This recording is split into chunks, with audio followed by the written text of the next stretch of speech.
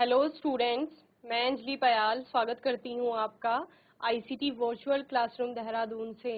कैसे हैं आप सब लोग? उम्मीद करती हूँ आप सब लोग अच्छे होंगे और अपनी लाइफ में बहुत बेहतर कुछ कर रहे होंगे। आज हम बात कर रहे हैं क्लास 7th के साइंस की, और जैसा कि चैप्टर हमारा चल रहा था एसिड बेस एंड सॉल्ट, तो आज के सेशन में उसी के बारे में बात करेंगे और प्रश्न उत्तर लेकर हम चल रहे हैं। यानी कि जितने भी टॉपिक्स आप लोगों ने पढ़े हैं उनसे किस किस प्रकार के प्रश्न पूछे जाएंगे, और जब वो प्रश्न पूछे जाएंगे तो आप किस प्रकार आंसर राइटिंग करेंगे या आंसर लिखेंगे अपना, वो हम यहाँ पर सीख रहे हैं। ठीक है ना? तो आइए चलते हैं और देखते हैं कि कौन कौन से प्रश्न आप लोगों ने कर लिए थे।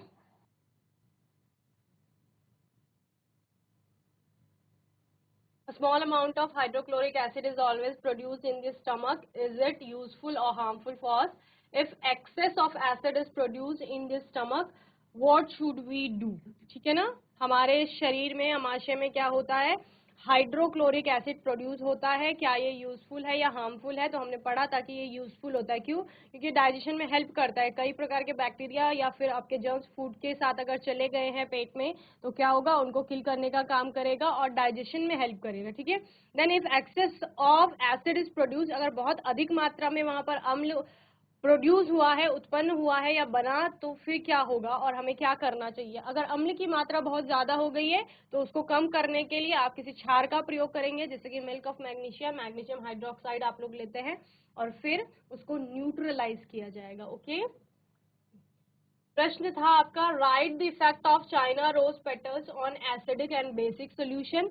चाइना रोज पेटल यानी गुड़हल की पंखुड़ियों का आपको प्रभाव बताना है एसिडिक और बेसिक सोल्यूशन में। तो उसका प्रभाव हमने इस प्रकार देखा था कि सबसे पहले तो आप गुड़हल की पंखुड़ियों को निकाल लेंगे। उनका डायरेक्ट यूज नहीं किया जाता एसिडिक और बेसिक सोल्यूशन में, बल्कि उनका एक्सट्रैक्ट निकालेंगे। आप गर्म पानी में आप गुड़हल की पत्तियों को सोक करने के लिए रख देंगे, भिगा करके रख देंगे कुछ समय के लिए, कुछ घंटों के लिए, और आप फिर क्या देखेंगे कि गुड़हल की पंखुड़ियों का जो लाल रंग था वो लाल या हल्का गुलाबी रंग वो उस गर्म पानी में आ जाएगा। फिर आप उस पानी का यूज करोगे और एसिडिक और बेसिक दोनों सॉल्यूशंस में डालोगे। देन क्या होता है, आपका अम्लीय जो विलयन होते हैं उनके साथ में ये गाढ़ा गुलाबी या मजेंटा कलर देगा।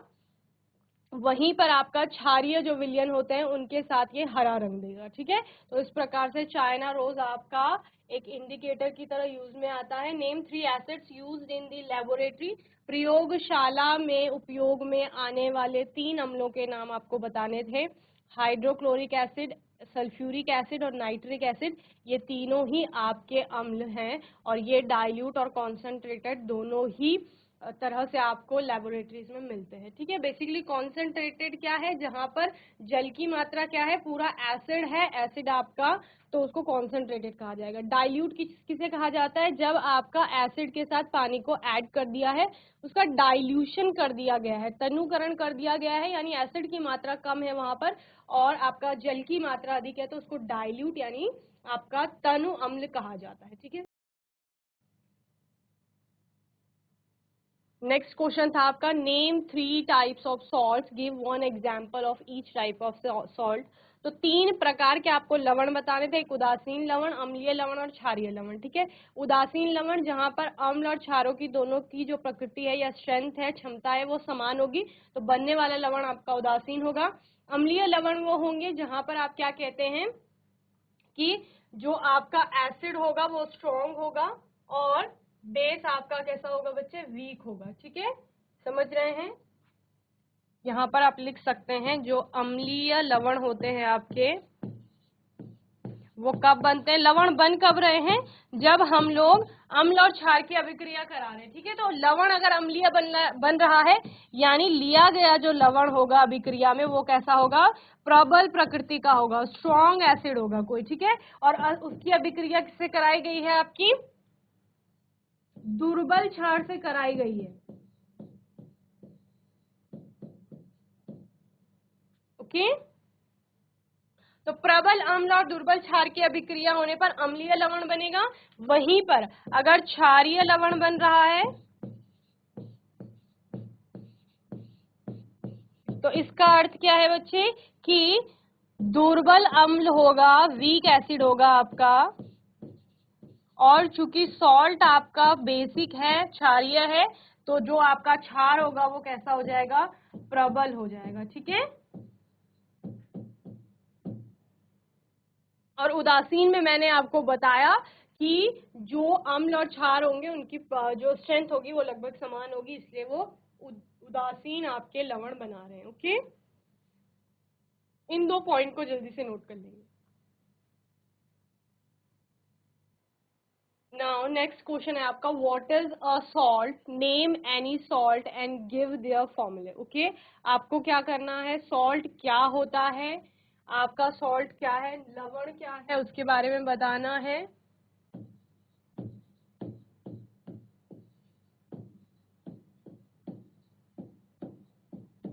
Name any salt and give their फॉर्मूले, ठीक है। किसी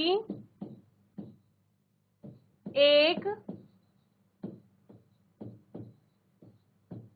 लवण का नाम तथा सूत्र या रासायनिक सूत्र आप बोल सकते हैं, लिखिए।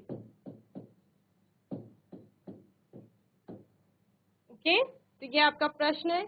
तो लवण क्या था, लवण को आप कहाँ देख रहे थे, जब हमने उदासीनीकरण अभिक्रिया की बात की यानी न्यूट्रलाइजेशन रिएक्शन की बात की, तो वहां पर आप देख रहे थे कि जब आपका कोई एसिड किसी बेस से रिएक्ट कर रहा है, अभिक्रिया कर रहा है, ये एसिड अम्ल है कोई जो बेस से यानी क्षार से अभिक्रिया कर रहा है, तब आपका यहाँ पर सॉल्ट फॉर्म हो रहा था और साथ में वाटर फॉर्म हो रहा था, ठीक है।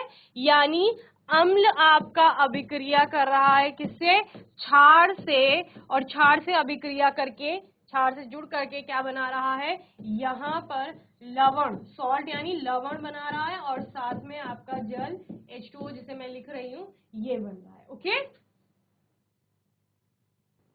तो ये आपका H2O है, ठीक है ना।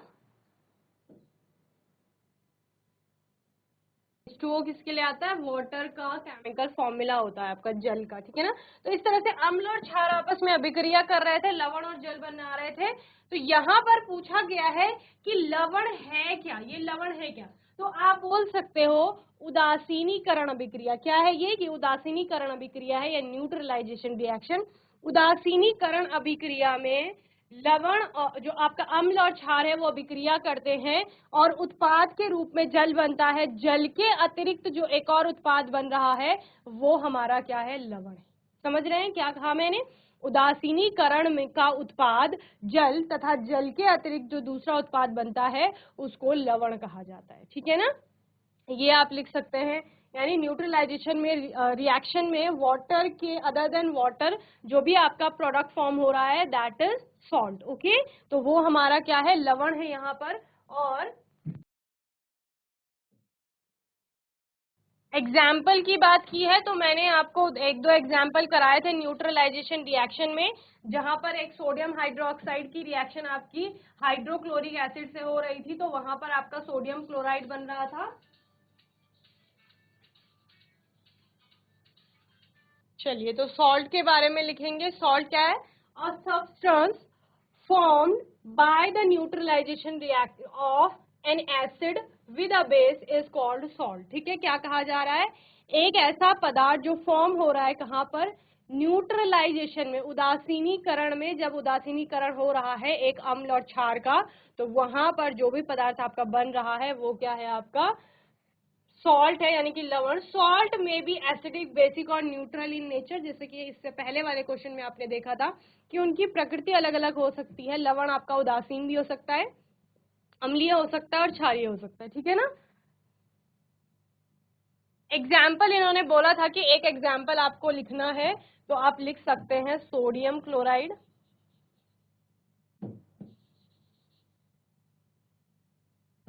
ठीक है। और फॉर्मूला क्या हो गया, सोडियम के लिए Na आता है, क्लोराइड के लिए क्लोरीन है आपका Cl आएगा। ओके, चलिए,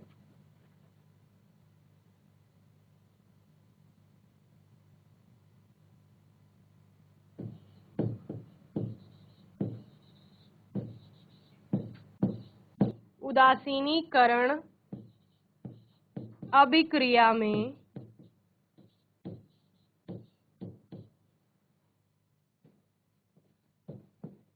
जल के अतिरिक्त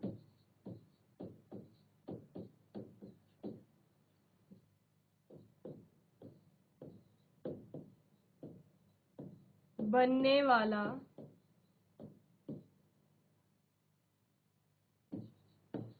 पदार्थ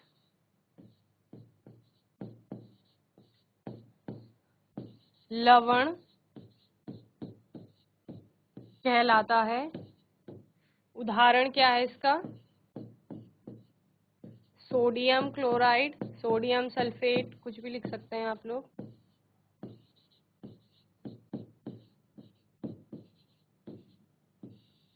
अमोनियम क्लोराइड होता है एक। चलिए नोट करेंगे जल्दी से।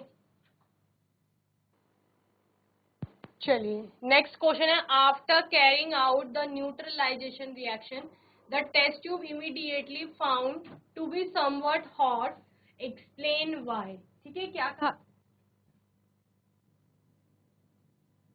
क्वेश्चन है आपका, after carrying out the neutralization reaction the test tube immediately found to be somewhat hot, explain why. क्या कहा जा रहा है कि जैसे ही न्यूट्रलाइजेशन रिएक्शन होती है, सपोज आप टेस्ट ट्यूब में रिएक्शन कर रहे थे, ठीक है, आपके पास दो टेस्ट ट्यूब थी, एक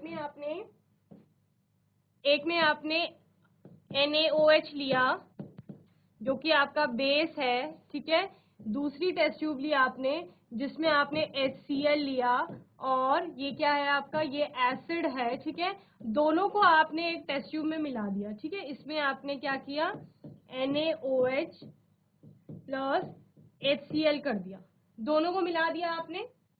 तो कहा जा रहा है कि जब दोनों को मिलाया जाएगा यहाँ पर NaOH और HCl को, यानी न्यूट्रलाइजेशन किया जा रहा है, उदासीनीकरण किया जा रहा है क्षार और अम्ल को मिला करके, तो ये टेस्ट ट्यूब जो है ना आपकी, ये क्या हो जाएगी, हॉट हो जाएगी, यानी गर्म हो जाएगी। तो ऐसा क्यों हो रहा है? तो जो न्यूट्रलाइजेशन रिएक्शन होती है, उदासीनीकरण अभिक्रिया होती है, उसमें बच्चे आपका लवण और जल तो बनता ही बनता है, साथ में ऊष्मा भी उत्पन्न होती है, यानी गर्मी भी उत्पन्न होगी। आपने कुछ नहीं किया, गर्म नहीं किया, गैस पे नहीं रखा, बर्नर पे नहीं रखा, कोई हीट का मीडियम नहीं दिया, आपने सिंपल दो आपके पास केमिकल थे, एक अम्ल था, एक क्षार था, एक एसिड और बेस, और दोनों को मिला दिया। जैसे ही आपने मिलाया तो मिलाने पर क्या होगा, आपका सॉल्ट तो बनेगा ही, दैट इज NaCl, इस केस में सोडियम क्लोराइड बनेगा, साथ में आपका H2O बन रहा है, वाटर, ठीक है। इसके अलावा क्या होगा, यहाँ पर हीट प्रोड्यूस होगी, ये जो ऊष्मा है यही क्या कर रही है, टेस्ट ट्यूब को गर्म कर रही है, टेस्ट ट्यूब क्या हो जाएगी, गर्म हो जाएगी। जैसे ही दोनों को मिलाओगे, मिलाने पर आपका NaCl बनेगा, जल बनेगा, और साथ में ऊष्मा उत्पन्न होगी, ऊष्मा यानी गर्मी बेसिकली, तो तापमान बढ़ जाएगा। जैसे ही तापमान बढ़ेगा तो टेस्ट ट्यूब आपकी क्या हो जाएगी, गर्म हो जाएगी, ठीक है। तो क्या समझे, जो आपकी उदासीनीकरण अभिक्रिया होती है उसमें आपका लवण जल के अतिरिक्त ऊष्मा भी उत्पन्न होती है, इसलिए हमारी टेस्ट ट्यूब क्या हो जाती है, गर्म हो जाती है, ठीक है ना। In a neutralisation reaction heat is always produced और इवॉल्व। क्या कहा जा रहा है, उदासीनीकरण अभिक्रिया में हमेशा हीट जो है, ऊष्मा हमारी जो है वो उत्पन्न होगी या बनेगी। The evolve heat raises the temperature of the reaction mixture. जितना भी हीट ऊष्मा उत्पन्न होगी वो क्या करेगी, जो यहाँ रिएक्शन मिक्सचर है, यानी NaCl H2O जो भी आपका मिक्सचर है वहां पर, उसका टेम्परेचर बढ़ाएगी। वो अंदर वाला जो आपका प्रोडक्ट है वो गर्म होगा। जैसे ही वो गर्म हो, therefore if we touch the test tube immediately after the neutralization reaction it is found to be hot। इसके बाद क्या होगा, क्योंकि रिएक्शन मिक्सचर आपका गर्म हो गया है, उससे दीवार टच हो रही है, तो टेस्ट ट्यूब की दीवार भी क्या हो जाएगी, दीवार का मतलब क्या है, टेस्ट ट्यूब की वॉल की बात कर रहे हैं, ठीक है ना, तो वो भी क्या हो जाएगी, वहां पर गर्म हो जाएगी, ठीक है। तो इस तरह से आपकी रिएक्शन हो रही है, जहां पर एसिड बेस के साथ रिएक्ट कर रहा है, सॉल्ट और वाटर प्रोड्यूस कर रहा है, साथ में हीट यानी कि ऊष्मा भी आपकी उत्पन्न हो रही है, और चूंकि ऊष्मा वहां पर उत्पन्न हो रही है, वही क्या कर रही है, टेस्ट ट्यूब यानी परख नलियों की दीवारों को भी गर्म कर रही है, ठीक है। चलिए जल्दी से इसे नोट करेंगे।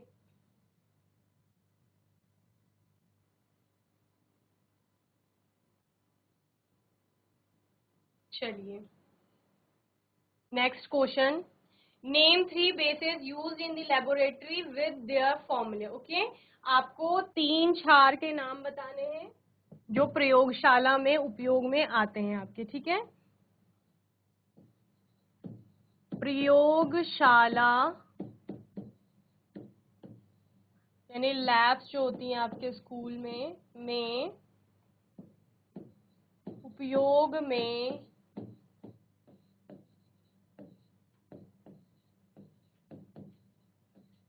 आने वाले 3 क्षार के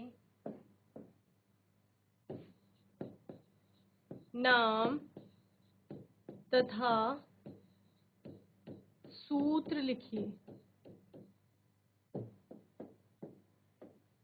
ठीक है। तो सोडियम हाइड्रोक्साइड की बात की, पोटेशियम हाइड्रोक्साइड की बात की, ये सारे आपके क्या होते हैं, क्षार होते हैं, ठीक है। तो सोडियम हाइड्रोक्साइड हो गया NaOH, कैल्शियम हाइड्रोक्साइड हो गया आपका COH का उल्टा, और अमोनियम हाइड्रोक्साइड हो गया NH4OH। इसके अलावा पोटेशियम हाइड्रोक्साइड जैसे मैंने आपको बताया, जिसको कि क्या कहा जाता है, KOH होता है जिसका फॉर्मूला। ओके, सोडियम हाइड्रोक्साइड लिख लेंगे,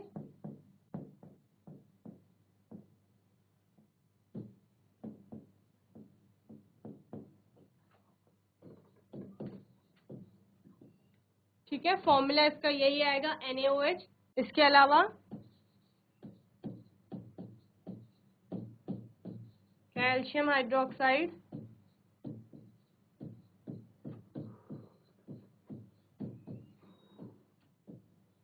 और अमोनियम हाइड्रोक्साइड।